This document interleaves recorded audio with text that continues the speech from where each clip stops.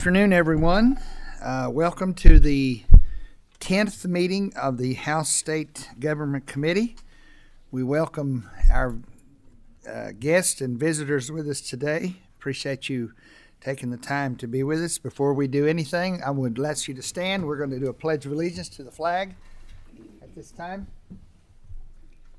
I pledge allegiance to the flag of the United States of America and to the republic for which it stands, one nation, under God, indivisible, with liberty and justice for all.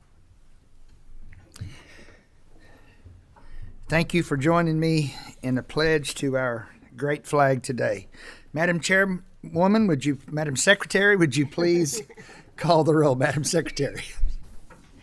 Representative Bojanowski. Here. Representative Bowling. Representative Bratcher. Representative Chester Burton. Here. Representative Graham. Here. Representative Heath. Here. Representative Heverin. Representative Herron. Here. Representative Hodgson. Here. Representative Huff. Here. Representative Johnson. Here. Representative Maddox. Representative Rawlings. Here. Representative Tate. Here. Representative Tipton. Here. Representative Williams. Representative Whitten. Here. Representative Imes. Here. Representative Hale. Here. We do have a quorum today, and we are constituted to do business in this committee. Just a quick reminder, as I always say, please make sure that to all the people in the room today, that your cell phones are silenced. If you don't mind, just give that a double check, because I have forgot mine a time or two. So again, thank you for being with us today. Does anyone have any guests before we proceed that they'd like to introduce? Representative Herron, go right ahead, please. Thank you, Mr. Chair. I would just like for us to welcome Representative Reginald Meeks here today. It was definitely a surprise to see him, and so I'm excited that he is here. And for those who do not know, when Representative Meeks resigned, I am the one who took his position, and so it is a huge honor to have you here with us today. Thank you for being here. Let's make him welcome.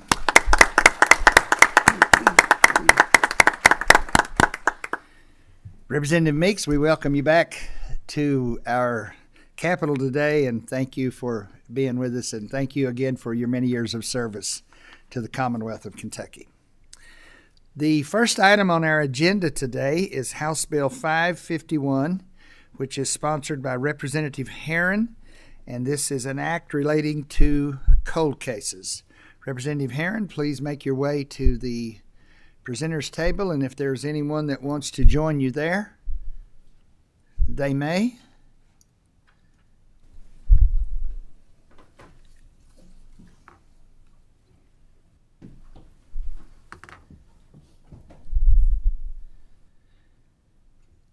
Representative Herron, would you please identify yourself, and then the gentleman to your left and all the other individuals that are at the table? Please have them identify themselves as well. Thank you, Mr. Chair. I'm State Representative Keturah Herron, and I represent the 42nd District. I'm Sean Butler. I'm the Executive Director for the Kentucky Police Chiefs Association. I'm Rose Smith. And I'm Representative John Blanton, and I represent the 92nd District. Thank each one of you today for being with us. We appreciate your time today. Representative Herron, the floor is yours, and you may proceed with your presentation at this time. Thank you, Mr. Chair and Chair members. House Bill 51 or 551, in my opinion, it's a very simple bill. I came with this bill, the idea of this bill, from being in community and hearing from family members about their loved ones not having answers to find the people who have committed crimes against their loved ones. So basically what this bill is, we call it a cold case bill. And this bill would allow local jurisdictions, it would allow local law enforcement to be able to hire retired officers to come back on a contract basis to work and help solve, hopefully, some of these cold cases. This is a bill that gives those law enforcement offices the option to do it. And the premise for me is that being in community and people say, well, thank you for the work that you're doing. However, it's been 5 years since my loved one has been deceased. It's been 10 years. It's been 13 years. What can you do about that? And I was like, well, what can we do about it? And so I thought that this was a way to do it. What I learned in doing my research, currently LMPD currently has 3 civilian investigators. So they are actually doing this already in Louisville. So some people may say, well, why do you need to put it in law if it's already happening? For me, 2 reasons. For one, I believe that we need to codify it. We need to codify it and show the families of the victims that we see you, we care, and we're going to do something about it. And I think the other thing is that whenever we're talking about dealing with things in our community, sometimes we have to make sure, not sometimes, all the times, we have to take that intergovernmental approach. And I think that it takes the local, state, and the federal level to help solve some of the issues. And I think that if we're able to codify this in law, it'll show our federal partners that this is a need in our community. And whether it's the Attorney General's office, whether it's local jurisdictions, or whether it's the executive branch, I feel like that they need to go to our federal partners and say, hey, we've got these cold cases. We want to get these cold cases solved. We have man and woman power of people who want to help solve those cases. However, we need some assistance in getting those resources. And I think that this bill will allow us to do that. And I'm thankful that I have Representative Blanton here that also is a co-sponsor of this. And so I'll turn it over to him to make a couple of remarks if you would like to do so. Yes, go right ahead, Representative Blanton. Thank you for being with us today. Yes, thank you. And thank you all for allowing us to bring this forth.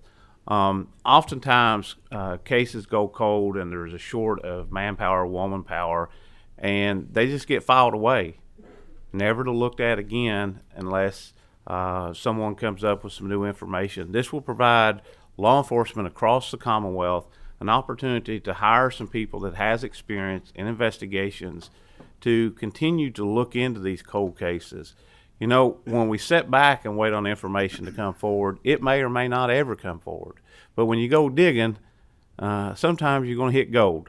And so this is just a tool in the toolbox for our law enforcement to help some of these families that we're going to hear a little bit about here in just a moment to possibly have closure in the loss of their loved one and somebody stand and be held accountable for their actions. And so I think this is a very important piece of legislation, and I thank Representative Herron for bringing it forward and allowing me to co-sponsor it. Yeah, I just like to echo what they say, and I look at it from the perspective, too, that there's a lot of small agencies out there that this could be a really big deal for them to be able to bring somebody in and help them on these that they normally would not have that expertise. We have a lot of small agencies in our state that are 20 and under all over the state that they may not have this kind of expertise, and this gives them an option to bring somebody in and take a look at them and take a look at their experience and what they have to bring to the table. And obviously, as science advances and all those things, we echo the representative's statements. We feel like this is a good bill, and we think it's a really good bill for the victims and to help them get that solving. And so we appreciate your time, and I appreciate you letting me testify. Ma'am, would you like to add anything, please? I would. As I said, I'm Rose Smith, and I'm the mother of Corey Michael Ace Crow. And my son was murdered in 2014, October of 2014. And I often say on that day, he was fatally injured, but I was critically wounded. My son, he got a death sentence, but I got life without him. And as I said, it was in 2014 and it's 2024. I have no answers. I don't know who and I don't know why. And in the wake and in that devastation of losing my son, I made a decision immediately to stand on the corner where he was murdered. And I wanted to do that because I wanted to hopefully bring awareness and someone would come forth with answers or his case would be solved. But I want you to know I stood on that corner faithfully the 25th of every month for one whole year. Answers went unsolved. Nothing happened. And after standing on that corner, I know that I wanted to be the change I wanted to see. So it was a boarded, abandoned up property there. And I did purchase that property and made it a community center and a safe place for those impacted by gun violence and trauma. So I'm trying to do something that is part of my healing. But I would want you all to know I have an open wound. Not only me, I don't just sit here just for me. I sit here for all the families. 2014, before 2014, after 2014, that do not have answers. And when we have that open wound and you hear of other homicides, it's almost like salt being thrown on our open wounds. And you know about an open wound, it becomes infected. Let's do something to help us to heal our wounds. And that's it. Thank you very much for sharing that very compassionate testimony. Second. There has been a motion and a second on the bill. We do have a question. Representative Bratcher. Thank you, Mr. Chairman. Thank you, ma'am, for that testimony. That's got to be rough. October 1997, I was teaching school, and there was a young man that was really trying to turn his life around. His name was Sean Cleveland. And one morning, I got a call from his father that he won't be in school. He was shot at 22nd and Wilson. And I went down to the funeral, and it was just so sad. But the thing about it was that I stayed in contact with the police to see, through the years. And then eventually, Denny Butler, who was a state rep for a while, he was an ex-police officer, and I'd go through him to get some updates. And this, I remember it was just like 2 or 3 years ago I got an update, and there was just nothing, right? And so I probably won't ask again. It's just how many years has that been? Like almost 30. And I just, Representative Herron and Blanton and Mr. Butler, I really appreciate this, and let's get this passed. Thank you. Representative Tate. Thank you very much. Ma'am, I apologize for the situation that you've been faced with the code cases, because I understand that is extremely difficult for you. But Representative Herron, I have a question for you. The people that know me know that my father was in law enforcement for 55 years. And so he actually retired in 2020 because the turmoil that was in the streets. And because it just wasn't worth it anymore, because he felt like that he was endangered himself, especially at his age. So what I'd like to know is that, do you have efforts in place also to make the police officers feel like that they're welcomed? He retired twice. He went from the state to the city to the county. And so it's very important for us to make sure that our law enforcement feel protected and feel like it's worth it, so they don't retire when they are eligible. I mean, he served for 55 years. So do you have any actions or any suggestions in place to continue to make the law enforcement feel like that they're worth it, that it's worth it? Yes, thank you for that question. And I would agree, there are a lot of tensions between community and law enforcement. I think that not only here in the Commonwealth, but we see it across the nation. And I have been a huge supporter of law enforcement. I've also been a huge supporter of holding our law enforcement accountable when they need to be.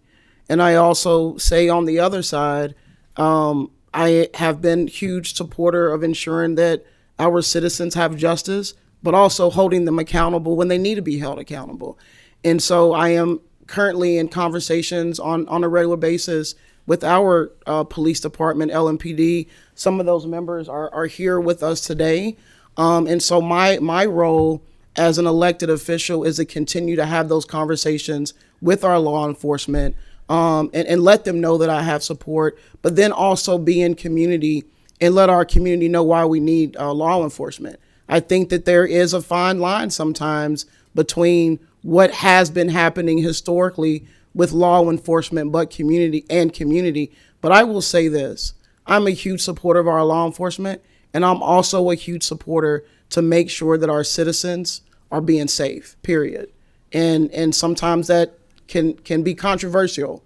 But for me, I believe that this piece of legislation is going to ensure that we're looking at victims and the families of victims, making sure that they get answers. What I've learned from Ms. Rose, it's not about justice because their family members are forever gone, but it's about making sure that they get answers. And specifically as it relates to retired officers, these officers, when you look at this piece of legislation, if you go down to Section 3, they will not, exercise the power of those peace officers. So they're not going to be patrolling in the streets. They're clearly going to be working these cold cases. So if there are folks who have retired, who have that fear and don't want to get back out and patrol streets, this bill is for them.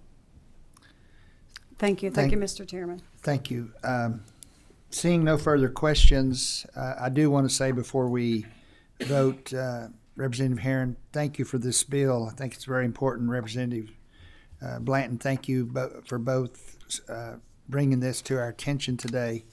When Representative Herron approached me about the possibility of hearing this in our committee here, I was very open to that, and I think it's a great bill, and certainly we want to do everything that we can to solve as many of these cases or keep them at least in the forefront of being able to hopefully bring, and we use this word a lot, to bring at least some type of closure to your loss. Representative Graham, did you have a question before we move on, sir? No, I just want to make a comment. If Yes, I sir. could, Go Mr. ahead, Chairman. please.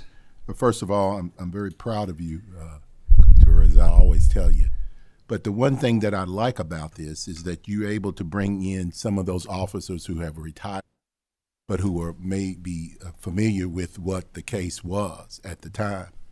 And they probably have, and I know they have that information in terms of gathering the information that they had during the trying to find out who had committed the crime. And so that brings their expertise back into investigating that particular piece of what they've been looking for, and to have that experience of having to go back and to review what they were able to develop and then to build upon that. I like the idea of bringing them back and having them to work some of those cases that they were familiar with. I think that's a great idea to do, because they understand and they remember much of what took place during that particular incident. So congratulations on having the bill heard, and congratulations on the work that you are doing for not only your community, but for communities across the Commonwealth who can utilize this particular bill to help them solve some of these things that have been taking place. Thank you. Having a motion and a second, Madam Secretary, please call the roll. Representative Bojanowski, Yes. Representative Bowling, Representative Bratcher, Yes. Representative Chester Burton, Yes. Representative Graham, Yes. Representative Heath, Yes. Representative Heverin, Representative Herron, Yes. Representative Hodgson, Aye. Representative Huff, Yes. Representative Imes, Yes. Representative Johnson, Yes. Representative Maddox, Yes. Representative Rawlings, Yes. Representative Tate, Yes. Representative Tipton, Yes. Representative Williams, Representative Witten, Yes. Representative Hale. Yes. House Bill 551 receiving 17 yea votes, 0 nay votes. The bill passes and should do the same on the House floor. Thank you, Representative Herron. Congratulations, and to all of your guests with you. Thank you very much. We're glad you joined us today. The next item and the last item today on our agenda is Senate Bill 58. Senate Bill 58 is sponsored by Senator Boswell, and it is an act relating to property tax rates. Senator Boswell, welcome to the House State Government Committee today. Please introduce yourself for the record, and the floor is yours. You may proceed. Thank you, Mr. Chairman. State Senator Gary Boswell, 8th District. You may proceed. Well, first of all, again, thank you, Mr. Chairman, for hearing this bill. co-chair Imes and the members of this committee. This is the first time I've had the opportunity to appear before this prestigious body. This Senate Bill 58 is a property tax recall petition simplification and modernization bill. The most important aspect of this bill is it deletes the word Social Security number from the recall petition. And as we know in these modern times, people do not want to put their Social Security number on there. And so that's the primary. The other thing that does is it allows for multiple signatures on the same petition, even if the people live in different precincts. The most important thing is to get the person's name, their signature, their address, and other things that identify this person as a voter in that taxing district.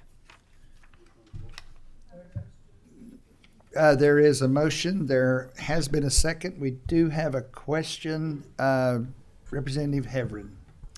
Thank you, Senator Boswell. I do have a quick question. Just looking through this, and I'm not very familiar with petitions, so maybe you can help me out on that. You said the biggest thing was removing the Social Security number. Right. And so does removing the Social Security number then allow for non-American citizens to create petitions? I would say not. Can I have a follow-up? I'm not sure the answer to that question. I would just be interested in that because I think a Social Security number helps determine, if they're a registered voter, anything like that. So I would be interested before it would get called on the floor for a vote if we could have some information to just clarify that for me. Okay, I would say that according to current law, they would have to be a registered voter in the taxing district, and so it's not going to be hard at all. If there's, first of all, we hope we don't have to do a recall petition. Second of all, if there is a recall petition, those people that sign that petition would have to be registered voters at the taxing district already. So I don't know why that would be an issue. Thank you. Representative Bojanowski, did you have a question? Yes, Go please. I ahead. do have a question. Go ahead. So as I read the bill, there's new language about the Board of Education. If you've got a tax that is proposed by the Board of Education, it has to be signed by at least 5,000 registered voters or 10% of the election voters in the most recent presidential election. But I did notice that language was struck from another section. So is that a change or is that just continuing the same language? That's a good question. There's no change there. Okay. May I ask one more question? Yes, ma'am. So can you explain why there is a change from 5 qualified voters to commence petition proceedings versus the new number of 3? Yes. My original bill only required 1, and that was a change, and I agreed to just change it to 3. So it was 5 originally before this bill, and I agreed to allow it to be 3 instead of 1. Representative Tipton. Thank you, Mr. Chair, and I think the Senator kind of clarified it, but to Representative Heveren's question, in their petition process, the county clerk's office will verify each signature on the petition and ensure that they are a registered voter in that boundary that's subject to the petition. So not having the Social Security number on there would be other identifiable things. So if they're not registered to vote, their signature would not be valid. That's correct. Any other questions? Thank you, Senator Boswell. And just a comment before we move to the vote. I have seen these petitions before. I've seen the recall petitions and often wondered why. I mean, you would have page after page after page of public documents there with hundreds of people's Social Security numbers, and I often wondered, why is that something that's required there? I mean, that's one of the most vital pieces of information that all of us have. And of course, we know there's people that can get that. We know that, but to put that out there on those petitions, I think was not a good idea. And I thank you for bringing this to our attention in this piece of legislation. Having had a motion and a second on on Senate Bill 58, Madam Chair, Madam Secretary, I'm struggling today. Madam Secretary, please call the roll. Representative Bojanowski, Yes. Representative Bowling, Representative Bratcher, Yes. Representative Chester Burton, Yes. Representative Graham, Yes. Representative Heath, Yes. Representative Heverin. Yes. Representative Herron, Pass. Representative Hodgson. Representative Huff, Yes. Representative Imes, Yes. Representative Johnson. And Mr. Chairman, there's been many times I've seen chairman want to have the secretaries take over, so we understand. And I'm a yes vote. Representative Maddox, Yes, and may I please register my attendance? Yes. Thank you. Representative Rawlings, Yes. Representative Tate. Yes. Representative Tipton, Yes. Representative Williams, Representative Witten, Yes. Representative Hale. Yes.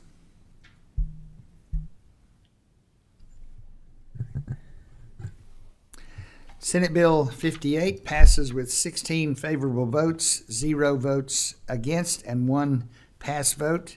Should do the same on the House floor. Thank you, Senator, for being with us today. Appreciate your time. Go ahead, sir. Thank you very much. To the members, please just kind of watch your emails, because we certainly will probably be having certainly one more meeting and probably a special call meeting, because there are still a lot of bills that very possibly will come through this committee. So again, we don't know when that is, but just please watch, and probably could very well be a special call meeting early in the week. So again, thank you all today. We are adjourned.